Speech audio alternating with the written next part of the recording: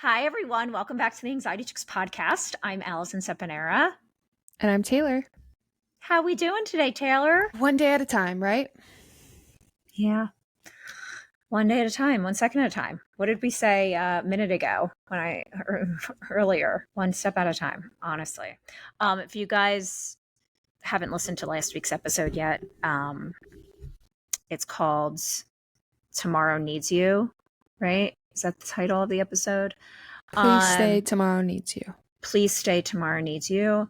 Very, very vulnerable, eye-opening, very kind of like sobering episode. Just talking a lot about the darkness that people feel when they struggle with mental health and how sometimes that just leads to really unexpected, terrible, painful realities. And Taylor was very vulnerable and brave and shared an experience that she had recently that was really hard. So go listen to last week's episode. And tomorrow needs you. So you're doing okay? Yeah, every day's different. Even every hour is different. Like sometimes just the littlest things just set me off, and it's weird emotions. It is. And, grief was also something. Even just like the things that people worry about or like get mad about, I just like look at things sometimes. I'm just like, like there's such worse things going on. Like it's not that big of a deal. Oh my gosh, totally. I think that's huge, that message, that was connected in my mind after we talked last week. How life is so precious, life is short. Yeah. In the grand scheme of things, that little thing that's annoying you about something, or that really, how much of a big deal is it? Yeah. For real. Puts things in perspective. It really does. I've definitely cared less about things that don't matter and more about things that do matter. And even just like putting my phone on do not disturb more than ever, like literally your family, your friends, and the people around you matter so much more than the things that we are constantly worried about a lot that just really don't matter. Yeah. Yeah. And it's weird too, because, being able to move forward from something that happens when you're like grieving or you lose someone, and knowing how to have this like new normal, you call it this new normal. That's what I talked about a lot on that episodes. I talked about my dad when he died, trying to figure out this new normal. It's going to take time. So just give yourself some grace. That's the biggest thing. And anybody watching that's experienced the loss of someone they love, give yourself some grace and just know there's no timeline for grief. Just like there's no timeline for healing. Grief is a journey, and it's going to be heavy some days. It's going to be lighter some days. And, grief is just love with nowhere to go. That's one of my favorite quotes. So just know that you're loved and tomorrow needs you, Yeah, I agree. So let's get into our episode for today. You can go listen to the rest of everything we were just talking about at last week's episode. But this week we're going to do our Q&A, our monthly Q&A. So we're going to shift gears a little bit. And I'm excited because we went live earlier. And for those who don't know, who just found our channel or our podcast, we go live every Wednesday at 3:00 Eastern Standard Time. We're going to talk a little bit about that week's episode, give you a sneak peek of what we're going to be talking about. Our episode drops on Saturdays. So on Wednesdays, you're going to be able to hear a sneak peek, maybe even see some of the guests that we're going to have a couple days beforehand. When we have our monthly Q&As, usually the first or second Saturday of the month is when we have our Q&A episodes where we answer all your questions. You're going to be able to ask all these questions in the lives that happened that week. And that's what we did this week, which was great. We got literally so many great questions just in the past half hour that we were live. And so we want to kind of just get right into it. What do you think? One more update. Last week, I know someone was asking, or there was actually a couple people asking about like pregnancy anxiety, pre-pregnancy anxiety around all of that. And I actually have an amazing guest who does a ton with preconception, getting people just feeling their best before they're pregnant so they can like take away some of that anxiety. And she's going to be coming on next week. She's amazing. Amazing. So I'm very excited about that. And I know a lot of people will benefit from that episode. So that will be next week. Yes. Oh my gosh. Awesome. I'm so excited. So I many haven't even people will told you love that that. yet. No, I love Yeah. that. Well, we've both been working so hard and like kind of like really figuring out different guests that I think would be really helpful for our audience. So that's awesome. I'm excited. Okay, great. So some updates. I actually, oh, sorry. I have to take out these earrings because they're literally stabbing. But look how cute they are. Those are But cute. they're literally stabbing my ears as my headphones are in. And anyone that starts watching us on YouTube, you'll notice I have like a different pair of earrings every single time I'm on the episodes because I'm sort of an earring slut. I love my big earrings, but then I like go into my ears and I can't really. Anyway, sorry I had to take these off, so pause, but aren't they cute? Okay. All right, where should we start? You want to go? I'll go first. Okay, first question. Do you ever feel fear for no reason? And my first thought to that was yes. And then my second thought was no, there's usually actually always a reason if you really start digging deep. And I think that you and I talk about this a lot is like a lot of times, you know, people will be like, God, I was just like started feeling anxiety out of nowhere. Like there was no reason to be anxious. Like there was nothing going on. And it's like, hang on, like backtrack like 3 steps. And I bet you'll find something that triggered you or something that, you know, just changed your route mindset of the day. And while, yes, you can feel fear for no reason, quote unquote, there's usually something that triggered it. That could even be something from, I mean, even childhood. Like there's so many things that could like come out in certain ways that you don't even realize like how it's connected and why it's causing you fear. So like that's why therapy and like digging deeper with someone and finding things you might not even realize about yourself that you do is really helpful. Yeah. No, I totally agree. I think, you know, that's probably like the basis of a lot of what we talk about on here is like things just coming out of you feeling like you're balanced and then just things come out of nowhere and you don't really know why you feel like you're scared all the time.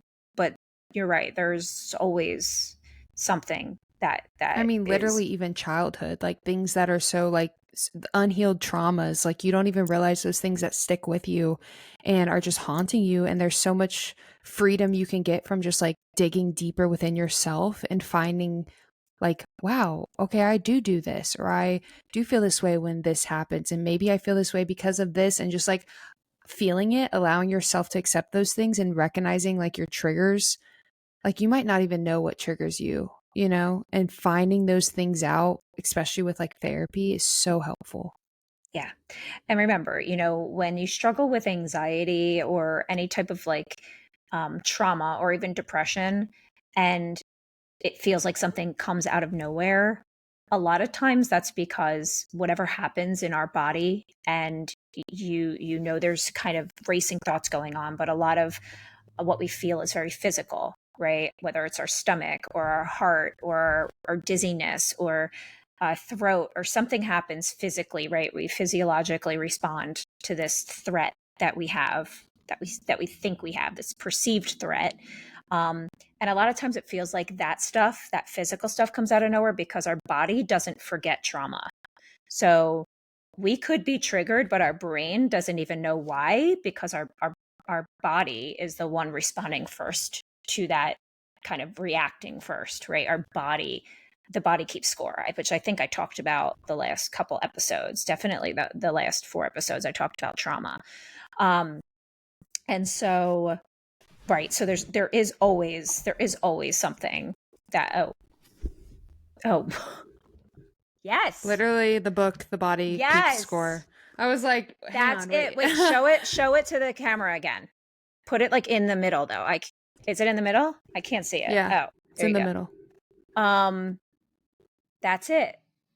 The Body Keeps Score by Bessel van der Kolk. Hopefully I said Yes. that right. The Body Keeps Score, Brain, Mind, and Body in the Healing of Trauma. #1 New York Times bestseller. It's really good. It's such a good book. If there's one A thing that you pioneering read, researcher transforms our understanding of trauma and offers a bold new paradigm for healing. Very good book. if there's one book that you read besides the Anxiety Healer's Guide, just kidding. It's The Body Keeps Score, honestly. So, and yeah. Okay. All right. My turn. Yes. Okay. So we got this question in the live, and I almost answered it there because I thought to myself, okay, I have such a clear-cut answer for this because I literally went through the same exact thing this person. So this person basically asked how to help regulate herself or what can help when she has a lot of anxiety and she's stuck in a meeting for work or she's in some type of meeting that she kind of like can't just escape, right? And she doesn't want to. It's an important thing. Okay, so this used to happen to me so much when I was a school counselor and I worked in education, and I would be in meetings for, gosh, over 3 hours sometimes IEP meetings or different administrative meetings for hours. And for some reason, I think in my mind, I would get so anxious, and a lot of stuff that happens with my anxiety includes my stomach, which I've talked about a million times on here. My stomach is a huge physical response to my anxiety and like feeling nauseous and like, oh gosh, I have to poop and all this stuff. Okay. And so this would happen. These physical things would happen a lot of times when I went into these meetings. I worked a lot on what it was that was making me anxious about these meetings. I mean, that's a story for another time. It was the work environment that I hated, but the people in the meeting. But at the time, I was trying to figure out what can I do to help myself get through these meetings and be present because I was feeling so anxious and nauseous. Okay. Seriously, the best thing that helped me, and I don't know, of course, everyone's toolkit is different, but I will say that this technique was so healing for me because no one knew that I was even doing it in the meeting, is progressive muscle relaxation.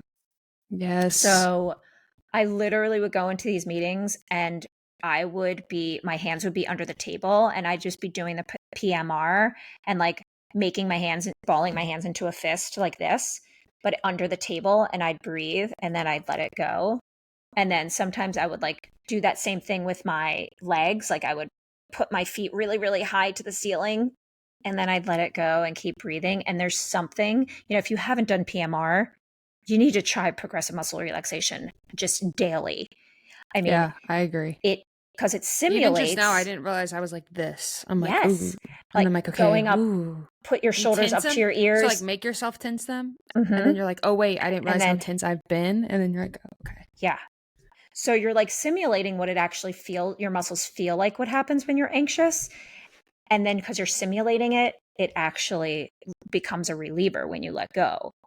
And then so like I would do stuff with my face a little bit. I'd sometimes like things that I knew people wouldn't really be like, what's she doing? But there's things that I really was helpful to do while I was in the meeting and I could breathe and I honestly would feel better within a couple minutes. So that would be my recommendation, is to really try it, especially if you're in like a work meeting or something where you're just really physically feeling like you have to leave and something, oh my gosh, what's going on? By the way, that's a reason why so many people have really bad panic attacks, is because they feel like they can't escape somewhere, right? And they're stuck somewhere and they're going to be, when there's certain like phobias, they have so much anxiety because they feel like they can't actually escape, yeah. It's that you don't want that to be like your only way to help anxiety, is to just leave a situation that's like actually going to harm you even more. Literally, I did that. I used to leave situations when I would feel panicked or something. And what I realized is like, that's how you inch closer and closer to agoraphobia. The more you allow yourself to like, it almost gives your brain the validation that, yes, oh my gosh, there was a danger and I'm so glad we got out. Like, I'm so proud of us for escaping that danger. When in reality, if you stayed, there was no actual danger. And when you stay, you teach your brain you're so much more stronger and powerful than anxiety. Like every time you stay and you make it through something where you wanted to just bolt out and leave, you tell that there's nothing to be dangerous of. I mean, there's nothing to be scared of. But if you bolt out, it's like, oh, okay, that danger was real. And you validate that danger that didn't exist. It's 100%. crazy. The brain is so interesting. And not even that, but also part of what helped me too was to know that, like, I'm not going to use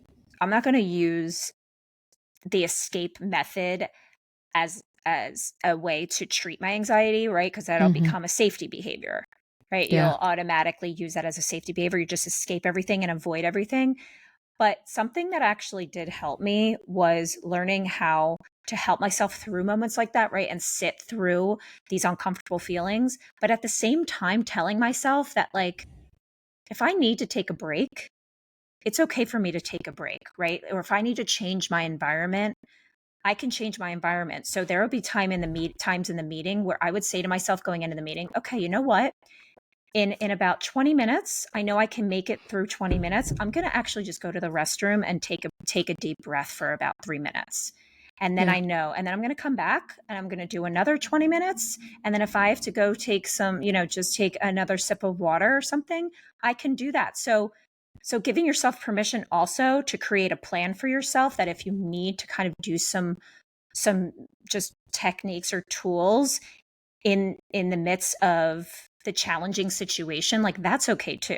It's not like you're escaping, but you're making a plan, kind of thing. Yeah, I agree. That was long-winded. Go on. By the way, anyone watching YouTube, I'm writing some notes down as we do this, so that's why you're seeing me look down. Anyway, go on. Okay, the next question. I'm grieving the loss of my father, curious about managing anxiety while grieving. And this question is so what I'm going through right now, because I didn't think that grief would affect my anxiety, because I thought if anything, it would just make me sad. But I think a coping mechanism is to go back to like obsessing over things. And so like even last night, like I had like a weird heart palpitation and my brain just went like, oh my gosh, anxiety, like, and I think when your brain is so focused on death because you're grieving someone died, and like the concept of death can sometimes be so heavy, especially if you struggle with anxiety, right? So like, I think it was just like a trigger for me and probably this person too. So when it says curious about managing anxiety while grieving, understanding that you're going to go through a lot of emotions, and anxiety is an emotion, right? It's a feeling we have, and like it's going to come up, and just giving yourself grace that it's going to come up, that you're going to feel anxiety. You're probably going to be triggered by this. Grief is very big and it's real and it's serious, and you got to give yourself grace on that. And so that's what I did last night. I'm like, okay, what can I do for myself right now to make myself feel better? Okay, I'm going to watch this TV show that I like that distracts me. I'm going to do a puzzle. I've been loving puzzles lately. And just stuff like that is like so important to help. But I think just telling yourself like it's normal to feel this way. I keep telling myself that, like when I keep having a different emotion or feeling, I'm like, dude, you're going to go through all the emotions right now. Like that's grief. And like this will pass one day at a time, 1 second at a time.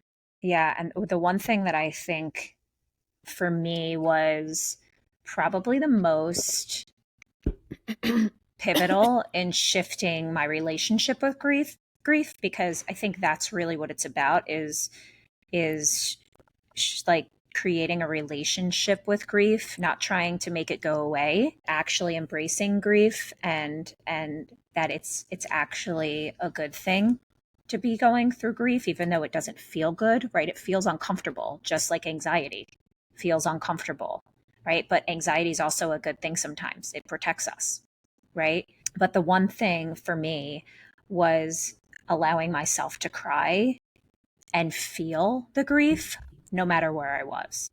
So many people are more uncomfortable with talking about death and like someone else crying, which is why it makes it uncomfortable for other people, which we want to destigmatize. So if you need to cry, you need to cry. I don't care who you are or what you are. Everyone cries at all different reasons, and crying is actually really, really healing for your mental and physical sense. It actually releases toxins. Tears release toxins. So being able to allow yourself to have those tears and embrace those tears and know that it's okay, that's going to move you through this process to make it feel lighter. I mean, every single time I cry, the first, couple months, year before when my dad died, I would I would start crying and not stop for an hour or two sometimes. But I handled it. And now I literally let myself cry. I don't even care where I am. Sometimes I'm in the grocery store. I was at the gas station the other day and the cashier was like, "Are you okay?" I'm like, "Yeah, it's okay." I I just do it, but it doesn't last. It lasts probably for a couple minutes and then I'm okay again. Yeah. So that would just be one of my biggest pieces of advice. Yeah. I agree. Have you let yourself cry, Taylor? Oh, yeah. Literally all, like I said, all the emotions. Like I keep telling myself that, like, you're even going to laugh some days. You're even going to question like why you feel like joy. You're like, I shouldn't be allowed to feel joy. It feels selfish to feel joy. But that's grief. Like grief is very up and down. It's very all over the place, but it gets better. And I think the more we talk about grief is very important too, because everybody in their life is going to experience grief at some point. Totally. Okay. So my next question was from someone who asked about therapy. And she said I'm sorry, I don't know who it was, but this person said that they were embarrassed to be talking to their therapist in therapy about their issues because it felt like they had a lot of issues or a lot of problems. And it wasn't really questioned, but I wanted to speak on it, but more about how someone feels embarrassed about their problems in therapy and kind of what that means. And I really want to just touch on this because honestly, therapy should be a space where you feel safe. And even if you have whatever emotion it is, if it is embarrass, it should be a place where the therapist helps you recognize that whatever feeling you're feeling, it's safe with that person. So if you are embarrassed, you're allowed to be embarrassed. You can be whatever you want, and you don't have to talk about anything you don't feel comfortable talking about yet, but we can just sit together and kind of be with each other as you move through this emotion, whether it's embarrassed or sad or scared. We can sit together and we can just be together and help you feel safe in that emotion. I there was someone that I just heard about who went to their first therapy session, their first ever. They had never gone to a therapist before. Their first ever session, and was like 2 minutes or 5 minutes late because of traffic. And the therapist came out and was so rude to the person. And was yelling at them about wasting their time. And was like, "I can't even see you." And this person was telling me that this is how the therapist treated this client for the first time. What? I'm so what? That is so rude. And now you've basically, this person was so brave in trying to schedule their first appointment ever for therapy, and they think they're ever going to try and go back now. They think that's what it's like. I mean, it's terrible. So really, really try your best to share as much as you can with your therapist and be open and honest. But it's a hard process. You're being vulnerable, and the person that you're with, the therapist you're with, should make you feel safe enough to share what you want or not what you want whenever you're ready or not ready. They shouldn't be pushing you. I'm not like the best therapist in the world. Okay. No, but I'm just saying what I know as a person who has gone to therapy and what I feel. Oh, what was that? Go to therapy, it said. Sorry, you guys who are listening. There was done that to us twice. Balloon thing that happened in the video. But anyway, make sure you feel safe. That's the biggest thing, is you should feel safe in a therapy room. And I would hope that you would just speak up if you didn't, or try and look for another therapist. Okay. Next question. Which Alison kind of answered some of this in our live. Well, she gave like her perspective. So if you want to hear her side, go check out the live from today on the Anxiety Chicks Instagram. But the question is, have you heard of breathing anxiety? I have it, and it causes shortness of breath. And I, as someone who had health anxiety, can relate to this question on this side of how I viewed the question. Is that I used to get so weird about like the way I was breathing. I would randomly get in these episodes of like overthinking my breath. And then I'd be like, oh my gosh, you're not even taking that deep of a breath. You're not taking a full breath. And then it felt like I was like suffocating. And then I got like super claustrophobic. And that was a very, very weird thing. I remember obsessing about, because like our body's going to breathe. Like, we're going to breathe no matter what. Yeah. We have to breathe to survive.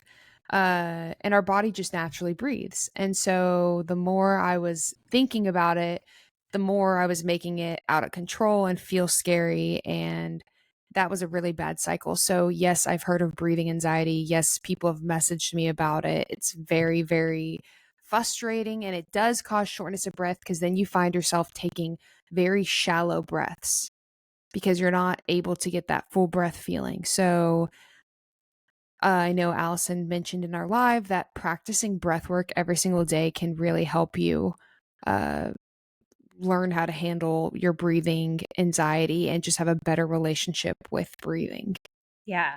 Yeah. I mean, anyone listening probably is familiar with the word breath work, right? I mean, I don't know if it's as common to know what that means. I know even when I first started this whole journey, I didn't know what breath, I just heard breath work and I thought to myself, okay, so I'm just breathing. What am I doing? Okay.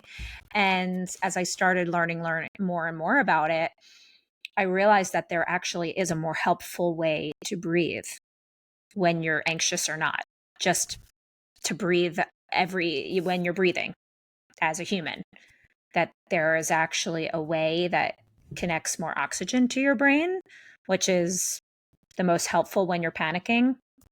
And it is more breathing from your diaphragm or your belly, right? There's different ways to breathe that can really help you feel regulated and activate your parasympathetic nervous system, but it takes work to learn how to automatically breathe like that. All of us are literally trained to be breathing from our chest. That's just what happens as we start going through life and having more challenges and stress, and we're not mindful about the breath.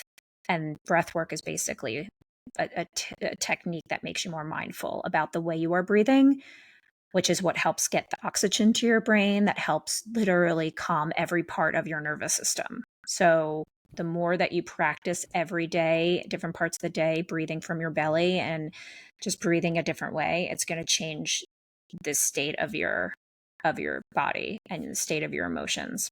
Breathing from the diaphragm is a lot harder than you think. 100%. If you don't know how to do it. I automatically now breathe in a certain way because I practiced for years. But while I was practicing certain breath work and trying to really just create a habit of breathing a certain way, I had to put an alert on my phone of like, okay, practice this breath now. It was like every half hour, it was like breathe. It just said breathe at one point because then I would say, oh, shoot, okay, let me practice my breathing from my belly right now. And I would stop and and sometimes it really helps to put, you can't see my hand. I don't know if you can. To put your hand on YouTube. I'm showing this, you guys, if you're listening in the car or something. But literally from your belly and putting your hand on your belly and just watching it rise as you breathe in and watching it fall as you breathe out. That's just like somewhere to start. Just a place to start, All right. What's next? I think it's yours. Oh, okay. I can keep going. All right. The other question I had was about how do you stay on track if you are working with a therapist who specializes in cognitive behavioral therapy and you're kind of working on CBT and it's helping you, it's working you're really working on shifting your core beliefs, and you've worked on looking at negative automatic thoughts and reframing them and reshaping them and just all of the things, right, that I talk about all the time. But you're kind of feeling like you're going off track. And I don't know exactly what this person meant by going off track, but I know with clients I've worked with and myself when I've gone through a lot of programs in CBT. CBT is structured in our country to be kind of like a short therapy. So they'll say, insurance companies will be like, okay, 6 to 8 sessions, right? Okay, and then you're good. It's so I hate that, honestly, as a clinician, because how can you assess that for every single person that comes in? Oh yeah, no, that's not true. So there's going to be times where yes, you'll learn the basis of CBT, and you'll start learning a lot more about how thoughts and feelings are connected, and your core beliefs and how to shift those, and what experiences from your past kind of shape your worldview, and all of these things you have to learn about.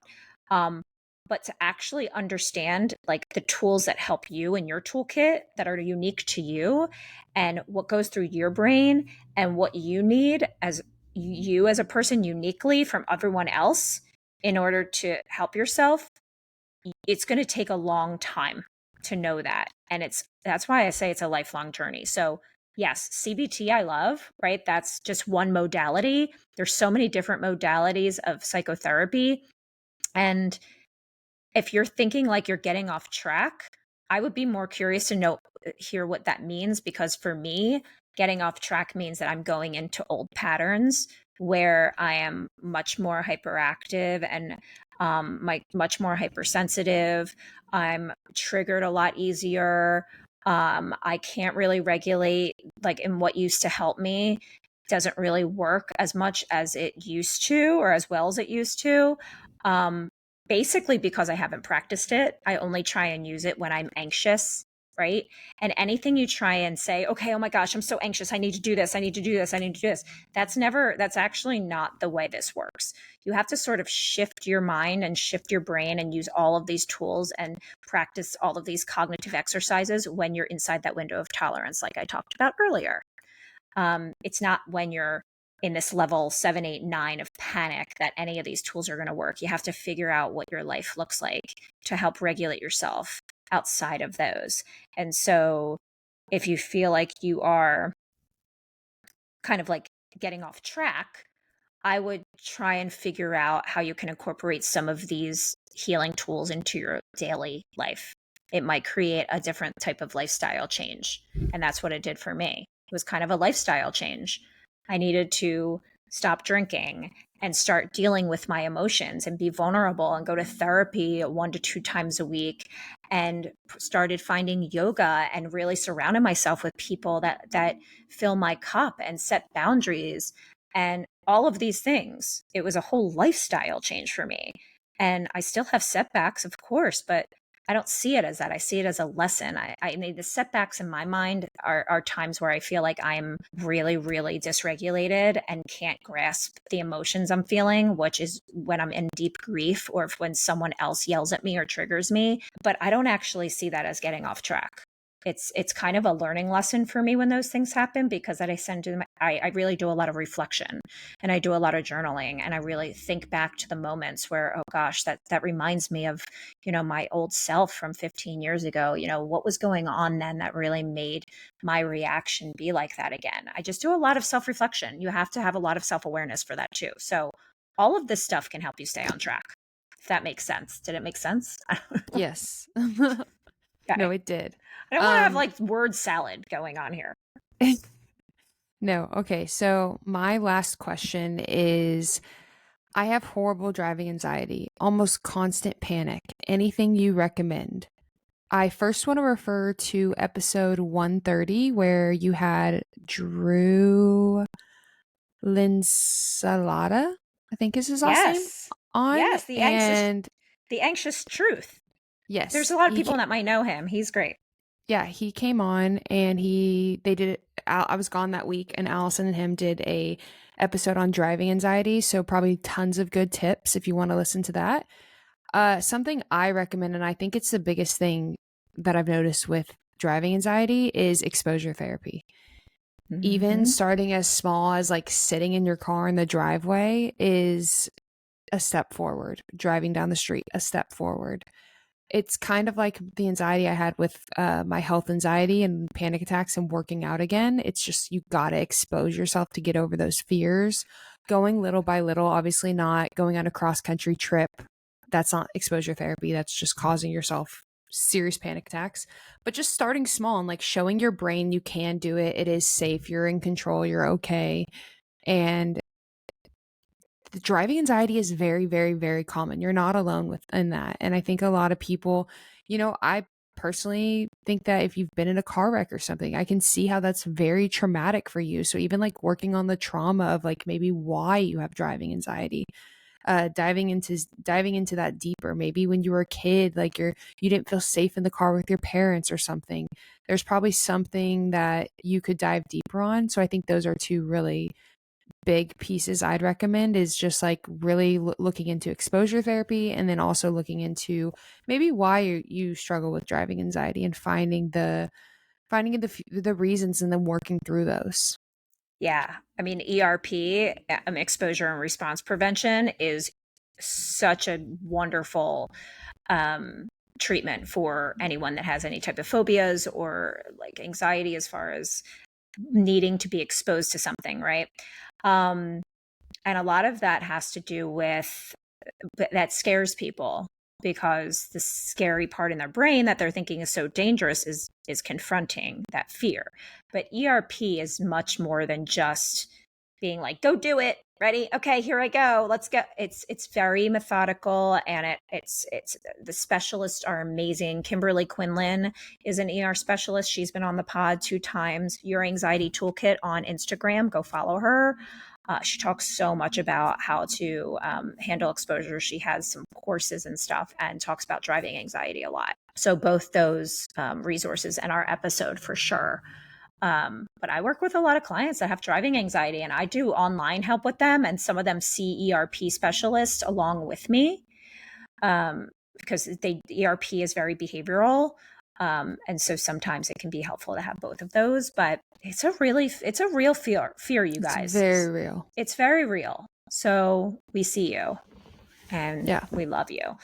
But if you're listening to this and you weren't able to hear your question and you were at the live earlier, we're so sorry, but there was a lot of questions, and we're going to try and get, there was a lot of questions. We're going to try and get to them as much as we can. But don't forget that we will have our other Q&As once a month, and we'll let you know when we are doing those episodes. And we will be going live every Wednesday at 3:00 Eastern Standard Time. And we'll prepare you for all of that. And we love having you guys here, and love seeing your face, Taylor. And we love having you guys see our faces now, 200 episodes later, but whatever. Better late than never, I guess. Yeah. I have my quote of the day. Okay, yes. And then I'll do my healing tip of the day. Go ahead. Okay. My quote of the day is, sometimes the most important thing in a whole day is the rest taken between 2 deep breaths. I love that. Wait, say that again. Sometimes the most important thing in a whole day is the rest taken between 2 deep breaths. Oh my gosh, totally. Think about that. If you're doing breath work and it's between, oh my gosh, that's when your body feels so grounded. Yeah. Love that one. Okay, here's my healing tip. I want you to practice now, and this is something that's not really related to the episode because we had so many different types of questions. Usually I would relate the healing tip to what we're talking about in the episode. But I really want you to practice using I statements when you're talking about your feelings. This tip is so huge because if you can become more aware of feeling words that you use, you're going to be able to become more aware of what's happening in your mind and your body when anxiety arises. So yes, anxiety is an emotion, but underneath anxiety, there's always either fear, worry, sadness, anger, hurt, frustration. There's all different types of feeling words. So I want you to really start becoming more familiar with specific feeling words and connecting them to the experiences that you have when you're anxious. And whenever you think to yourself, oh my gosh, I feel anxious. Oh my God, I'm anxious right now. I'm anxious. Ask yourself, okay, am I feeling scared? Am I feeling sad? Am I feeling hurt? What is the feeling I'm feeling right now? And really try and use your I statements and say, I feel blank because, and practice that. Because I think that's really, really going to give you such a clear beginning to diving deep into what your anxiety really means. Start with the feelings education. Yeah, that's good. Okay. I like that. That's also like allowing just all your feelings. Like you're allowed to feel them all. 100%. You can feel more than one, by the way. But yeah. I think we're coming to a place within mental health and this education of mental health where so many people just say, I'm so anxious. Oh my God, my anxiety does this. And oh my gosh, oh yeah, were you anxious? Oh my God, I know I'm going to be anxious. Okay, so what's really going on though? What are you feeling about this situation or this person? Are you nervous? Are you scared? Are you angry? Are you hurt? Right? Are you feeling rejected? Are you tired? Right? What are emotions are underneath all that? Yeah. Okay. Sounds good. Love all right, the we'll see healing you tip. guys next week with our special guest. All right. See you later. Bye. Bye.